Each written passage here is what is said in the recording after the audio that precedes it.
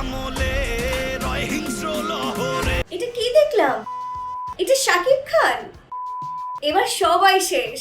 Release হয়েছে শাকিব খানের বহুল প্রতীক্ষিত গান তুফানের টাইটেল ট্র্যাক। আর এই টাইটেল ট্র্যাকে সবাই শাকিব খানকে যেভাবে দেখতে চেয়েছিল ঠিক সেভাবেই শাকিব খান ধরা দিয়েছেন। পুরো অ্যাকশন মুডে ছিল তার এই পুরো গানটি। আর টাইটেল ট্র্যাকটা ছিল দুর্দান্ত। প্রলয়ে তুফান আসে রে তুফান, প্রলয়ে তুফান থামায়ে তুফান। মানে এই লাইনটা আমার কাছে সবচেয়ে বেশি ভালো লেগেছে। আর এই গানের যে র্যাপ পোরশনটা ছিল সেটা দুর্দান্ত ছিল। আর এখানে শাকিব খানকে দেখা গেছে লম্বা চুলে স্যুট বুট পরা, একেবারে সবকিছু নিয়ে প্রস্তুত। এখনই মনে হয় সে নেমে যাবে সবাইকে ঢিসুম ঢাসুম করতে।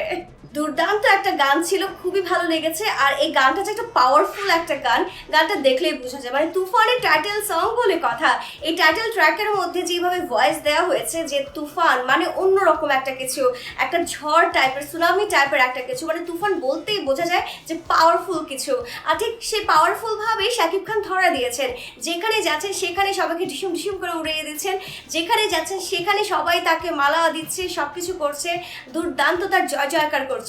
এই পুরো গানের যে ভিডিওটা ছিল সেখানে একেবারে 90s এর একটা ভাইব পাওয়া গেছে, তার গাড়ি, তার ড্রেস আপ সবকিছুতে। আর শাকিবের কথা যদি বলি, শাকিবকে লেগেছে দুর্দান্ত। তার অ্যাক্টিং, তার জয় উল্লাস সবকিছু লেগেছে খুবই খুবই অসাধারণ। আর তার যে অ্যাকশন মুড ছিল সেটাও ছিল অসাধারণ।